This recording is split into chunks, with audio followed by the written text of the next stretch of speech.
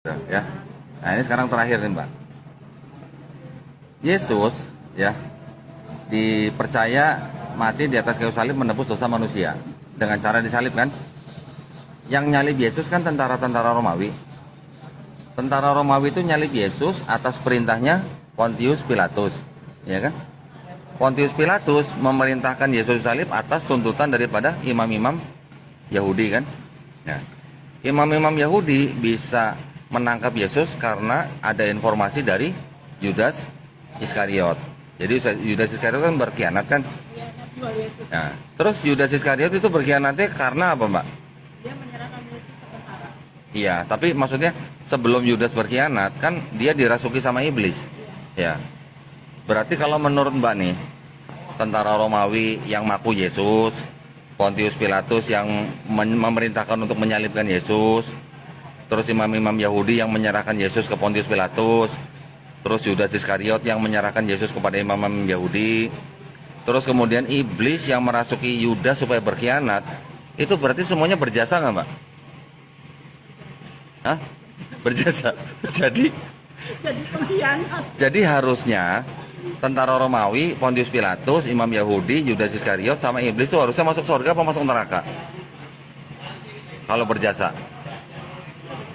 Masuk surga dong. Kenapa ditendang di neraka? Mikir. Mikir. Loh, saya ngomong bener apa enggak, Pak? Masuk akal nggak saya ngomong? Bener kan? Harusnya gimana dong? Harusnya gimana? Kalau Yesus nggak disalib, nggak ada penebusan dosa kan?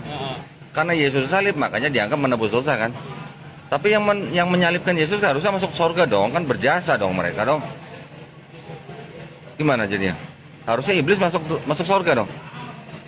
Kalau nggak ada iblis yang merasuki Yudas kan nggak ada penebusan dosa, nggak ada penyaliban. Bener apa nggak? Iya kan?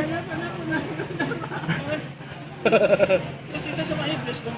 Iya. Lu gimana? Terus maksudnya Mbak mau satu surga gitu sama iblis gitu? Oh enggak dong. Oh enggak. Dan tadi kan lagi dari situ kan pemikirannya kan juga harus itu betul kan? Enggak. Mbak kalau misalnya ada pemikiran saya yang kira-kira nggak masuk akal, Mbak boleh protes. Tapi omongan saya masuk akal apa enggak? Masuk akal? Jadi Mbak boleh mikir sendiri gitu lah. Saya nggak perlu tunjukin Bible lah ya. Ya Mbak ya. Nah, ini kitab suci Katolik kan ya. Ini tulisannya apa nih? Tidak diperdagangkan. Nah, kitab suci Katolik dengan pengantar dan catatan lengkap ya kan. Ini 2009 oleh siapa tuh? Dipersembahkan kepada umat Katolik Indonesia oleh Direktorat Jenderal Bimbingan Masyarakat Katolik Departemen Agama Republik Indonesia. Resmi nggak? Resmi. Resmi dong. Ah, Ini percetakan Alus Ende ya. Nah, sekarang saya mau nanya Mbak nih. Kalau namanya kitab suci itu maksudnya apa Mbak kalau kitab suci? Namanya kitab suci itu maksudnya apa Mbak? buku suci. Suci, ya, nggak ada campur tangan manusia ya. Setuju nggak? Nih Mbak, ayat 7 nih, baca nih, ayat 7 nih. Sini nih. Sebab ada tiga yang memberi kesaksian. Hmm. Sebab ada tiga yang memberi kesaksian di dalam surga, Bapa, Firman dan Roh Kudus. Dan ketiganya adalah satu. Terus? Dan ada tiga yang memberi kesaksian di bumi. Nah, sampai kata bumi aja ya. Iya. Oke, Mbak sekarang baca mulai dari sini nih. Ayat 78 nih, yang dikata di dalam surga sampai di bumi. Terus baca. Ini ya di Iya. dalam di dalam surga, di bumi. Di bagian ayat ini tidak terdengar dalam naskah-naskah Yunani yang paling tua dan tidak pula dalam terjemahan kuno, bahkan tidak dalam naskah-naskah paling baik dari Vulgata. Vulgata. Ya, terus? Bagian ini kiranya aslinya sebuah catatan di pinggir halaman salah satu naskah terjemah Latin yang kemudian disisipkan ke dalam naskah-naskah oleh penyalin dan akhirnya bahkan disisipkan ke dalam beberapa naskah Yunani. Karenanya bagian ini pasti tidak asli. Ini pasti tidak asli. Maksudnya apa? Kalau tidak asli apa namanya? Palsu dong. Yang ngomong siapa? Ini. Nah, Yang ngomong saya bukan. Bukan. Yang ngomong ini kan. Terus kalau ada ayat yang tidak asli, ini kitab suci bukan kalau begitu? Dia ngomong ya. Dia ngomong tidak suci dia loh. Menurut Mbak, kalau ini ada ayat yang tidak asli, itu bisa disebut kitab suci atau bukan? Tulisannya benar nggak itu? Atau coba baca lagi? Karenanya Bagian ini pastinya tidak asli. Nah. Tidak asli. Maksudnya tidak asli bagaimana? Berarti palsu dong kalau tidak asli. Iya, Kan Kak. tidaknya. Iya, karena di sini kan itu tidak terdapat di dalam naskah-naskah kuno Yunani. Iya. Kan zaman dulu kan banyak naskah-naskah Yunani. Ayat ini dulu tuh di naskah-naskah Yunani yang awal-awal yang kuno-kuno tuh nggak ada. Tetapi di Bible zaman sekarang tuh ada ayat itu. Bible ini yang ngomong bahwa karena di dalam naskah-naskah kuno Yunani itu nggak ada, karenanya ayat ini pasti tidak asli. Berarti ayat ini adalah tambahan. Gitu. Sekarang kalau ada ayat tidak asli, itu artinya ini kitabnya suci apa enggak gitu.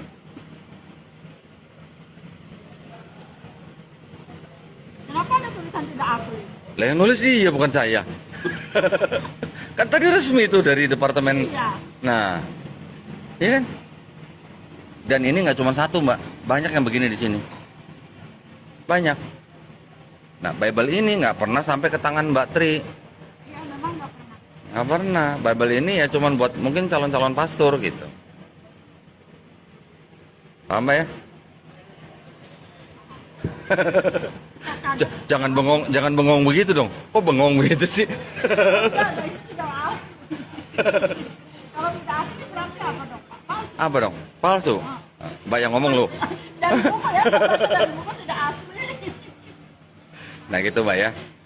Iya. Ini bukan buatan saya, ini bukan terbitan dari siapa-siapa selain daripada ini yang menerbitkan nih tuh. Ya. Dipersembahkan kepada umat Katolik Indonesia oleh Direktorat Jenderal Bimbingan Masyarakat Katolik Departemen Agama Republik Indonesia. Kan berarti resmi kan? Nah, tapi gini Mbak. Masalah ada orang yang masih percaya dengan Bible, ya. Walaupun mungkin ada banyak orang yang, saya yakin banyak orang yang nggak tahu bahwa ada ayat-ayat yang tidak asli. Dan walaupun mereka tahu bahwa ada ayat yang tidak asli, mereka masih tetap mau percaya, itu hak mereka Mbak. Kita nggak boleh menghalang-halangi atau menghambat orang untuk beragama atau memeluk agama dan kepercayaan masing-masing. Itu dilindungi oleh Undang-Undang Dasar 1945 Mbak. Itu hak mereka. Tetapi kita sebagai orang yang mempunyai akal sehat, yang mempunyai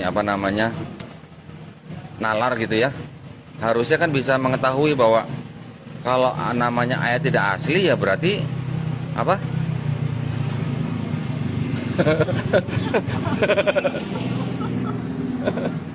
Nah, ya karena ini udah malam ya. Terus sekarang Mbak mau masuk Islam lagi gitu ya berarti ya. Jadi dulu pernah Muslim, terus murtad, jadi Kristen selama 20 tahun, hampir 20 tahun. Terus sekarang Mbak mau kembali ke Islam gitu ya. Yakin Mbak mau kembali ke Islam? Sekarang Mbak mau kembali ke Islam ini Mbak sekarang atas kemauan sendiri kan ya? Nggak ada yang maksa kan? Ada yang maksa nggak? Nggak ada kan? Saya maksa nggak? Nggak ya? Nah, kalau gitu Mbak bisa ikutin kata-kata saya. Ya, ikutin ya. Asyhadu alla ilaha illallah wa asyhadu anna Muhammadan abduhu wa rasuluhu. Aku bersaksi tiada Tuhan yang layak disembah selain Allah, dan aku bersaksi Muhammad adalah hamba dan utusan Allah. Gimana Rat? Salah. Hah? Sah. Sah. Sah. Alhamdulillah ya. Alhamdulillah. Murtadin kembali ke jalan yang benar ya Tat ya? Amin. Ya, betul. Alhamdulillah Mbak Tri, kami